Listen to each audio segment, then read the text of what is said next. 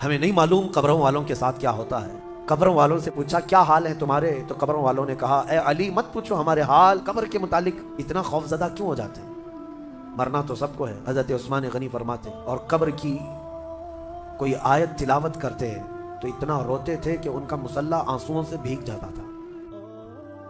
میرے آقا صلی اللہ علیہ وسلم خود فرماتے ہیں میں ایک سجدے میں جاتا ہوں تو مجھے اس بات کا یقین نہیں ہوتا کہ دوسرے سجدے تک میں زندہ رہوں گا۔ یہ سید الانبیاء فرما رہے ہیں، رسول رحمت فرما رہے ہیں۔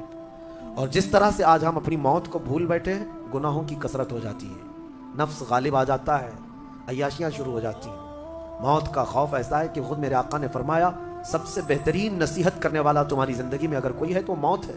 لوگوں کے جنازے دیکھو اور ان کی بے بسی دیکھو، ان کی مجبوری دیکھو، اور اس کے بعد تم بھی محسوس کرو کہ تمہارے ساتھ بھی یہی کیفیت ہوگی۔ وہ چھوٹی سی قبر، وہ چھوٹی سی ایک ایسی قبر جس میں نہ چٹائی، نہ تکیا، نہ اوڑھنا، نہ بچھونا، اور ہاتھ چوڑے کرو تو قبر کی دیواریں لگنے لگ جائے، ہاتھ اٹھاؤ تو اوپر کی تختیاں لگنے لگ جائیں۔ میرے عزیزوں، اس ایک چھوٹی سی قبر کے اندر تمہیں برسوں بتانا ہے، برسوں بتانا ہے، اس جسم کے ساتھ وہیں سونا ہے۔ کبھی میں سوچتا ہوں ہماری آنکھیں اگر بند ہو جائیں اور ہمیں پتہ چلے کہ باہر فلاں فلاں چیزیں ہو رہی ہیں اور ہم کھولنا چاہیں نہیں کھلتی تو بے چینی ہونے لگ جاتی ہے، گھبراہٹ سی ہونے لگتی ہے۔ قبر میں یہی حال ہوگا کہ تمہارے اطراف ہونے والے سارے معاملات تمہیں پتہ ہوں گے، حتیٰ کہ حضور فرماتے ہیں قبرستان میں چلنے والے کے پیروں کی آواز تک تم سنو گے۔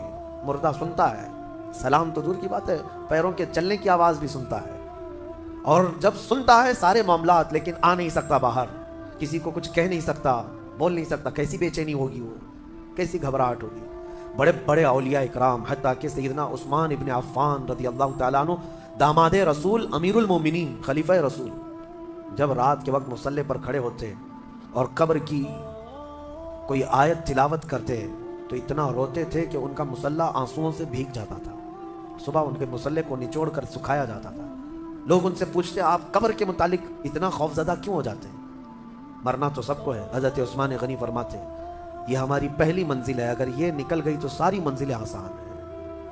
اینما تکونوا یدرککم الموت، اللہ فرماتا ہے، اور کئی جگہ قرآن میں یہ آیتیں آئی ہیں۔ میرے عزیزوں، جانا ہم سب کو ہے، بہت تھوڑے ہی دنوں کے بعد آخرت کے سفر کی طرف رواں دواں ہے۔ اسی لیے میرے عزیزوں، ہمیں زیادہ دنیا میں اتنا پھیلانے کی ضرورت نہیں، آخرت کے سفر کی طرف تیاری بھی ہو۔ میں یہ نہیں کہتا کہ کمانا نہیں چاہیے، کمائیں، گھر بنائیں، رزق کا حصول، معاش کا حصول سب کے لیے ضروری ہے، لیکن ساتھ میں یہ فکر غالب رہے ہمارے ذہن میں کہ مجھے سب چھوڑ کر جانا ضروری ہے۔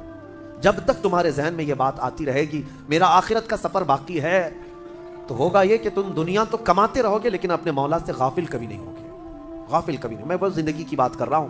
آپ جاؤ، فیکٹری میں جاؤ، کسی کمپنی میں جاؤ، کسی بزنس میں جاؤ، کسی جاب میں جاؤ، آپ کی دنیا ہے، آپ گھر بناؤ، لیکن ذہن میں اتنی بات رہے کہ میرا مولا مجھے ایک نہ ایک دن بلانے والا ہے۔ جب یہ فکر رہے گی تو آپ کی نمازیں بھی غائب نہیں ہوں گی، آپ کی آخرت کی یاد۔ اسی لیے میرے آقا نے فرمایا قبرستان جایا کرو۔ بعض لوگ یہ کہتے ہیں نا قبروں پر جانا شرک یا بدعت، خود میرے آقا صلی اللہ علیہ وسلم نے فرمایا فزوروا، قبروں کی زیارت کرو۔ کیوں؟ فإنها تذکر الآخرہ، اس لیے کہ وہ تمہیں آخرت کی یاد دلاتی ہے۔ مولا علی کرم اللہ وجہہ الکریم قبرستان جاتے، حضرت سعید ابن مسیب ایک تابعی ہیں، حضرت علی کے ساتھ قبرستان گئے تھے۔ حضرت علی نے زور سے سلام کیا قبر والوں کو اور پھر پوچھا ہے قبروں والوں کیا حال ہے تمہارے، اور اس کے بعد پھر حضرت علی روتے کھڑے ہوئے، آنسو بہنے لگے۔ حضرت سعید ابن مسیب کہتے ہیں مولا علی سے کیا آپ قبروں والوں سے بات کر رہے ہیں، وہ آپ کی سن رہے ہیں یا آپ سے وہ کچھ جواب دے رہے ہیں؟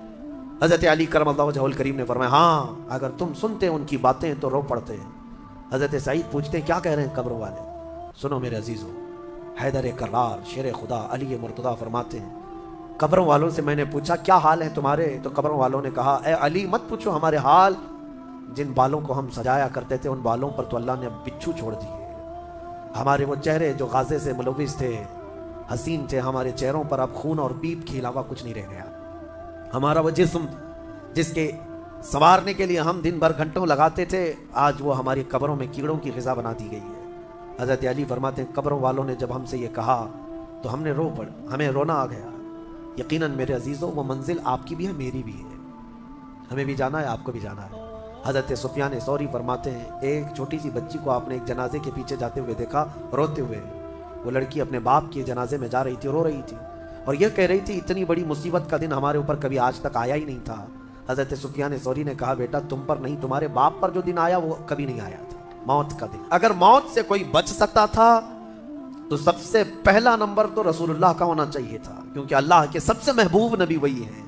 جب رسول پاک صلی اللہ تعالیٰ علیہ وسلم کو بھی موت آئی تو میاں ہمارا اور تمہارا شمار نہیں، چاہے 100 سال زندگی مل جائے لیکن مرنا ضروری ہے۔ بہرحال یہ باتیں بڑی طویل ہو جائیں گی، موت کا تذکرہ اس لیے بھی میں زیادہ کرتا ہوں کہ حدیث پاک میں ہے مومنوں کو یہ تذکرہ کرو تاکہ ان کو گناہوں سے نفرت پیدا ہو جائے اور آخرت کے سفر کی تیاری وہ شروع کریں۔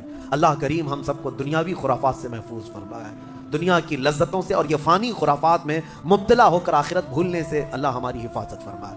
مولا کریم جب ہماری موت آنے کو ہو تو ہماری زبانوں پر کلمہ طیبہ جاری فرما دے۔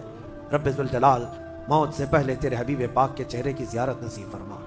اے کریم خدا کیا ہی بہتر ہوتا، میں گنہگار ہوں اور بڑے مرتبوں کی خواہش، تو کریم ہے خدایا تیری بندہ پروری ہے، کیا ہی بہتر ہوتا مولا کہ موت آئے تو رمضان کا مہینہ مل جائے، جمعۃ المبارکہ مل جائے، مولا تیرے وعدے کے مطابق ہم قبر کے عذابات اور سوالات سے محفوظ ہو جائیں۔ اے اللہ آج کی اس تفسیر پاک میں تیری جلال و جبروت اور تیری عزت کا وسیلہ لیتے عرض کرتا ہوں، ہم میں سے جو رخصت ہو چکے ہیں، ہمارے آبا و اجداد، ہمارے باپ، ہماری مائیں، ہمارے رشتہ دار جو قبروں میں برسوں سے آرام کر رہے ہیں، اے اللہ تو اس رمضان کے صدقے ان کی مغفرت فرما دے۔ اے کریم خدا ہمارے گھروں میں عید آ جاتی ہے، رمضان کے آتے ہی دسترخوان بھر جاتے ہیں، ہمارے گھروں میں خوشیاں دوبالا ہو جاتی ہیں، ہمیں نہیں معلوم قبروں والوں کے ساتھ کیا ہوتا ہے، ہمیں پتہ نہیں قبرستان میں ان کے ساتھ کس طرح کی راتیں ہیں اور کس طرح کے دن ہیں۔ اے کریم خدا تجھے تیرے جلال و جبروت اور تیری عزت کی قسم، جو مومنین ہم سے رخصت ہوئے، ہمارا کسی بھی طرح کا ان سے تعلق رہا ہو، مولا اس عید سے پہلے ان کو جنتی خان نعمت عطا فرما دے۔ اے اللہ ان سب کو بھی رمضان کی بہاریں عطا فرما۔ وصلی اللہ تعالی علی خیر خلق محمد وآلہ واصحابہ اجمعین، وآخر دعوانا ان الحمد للہ رب العالمین۔ السلام علیکم۔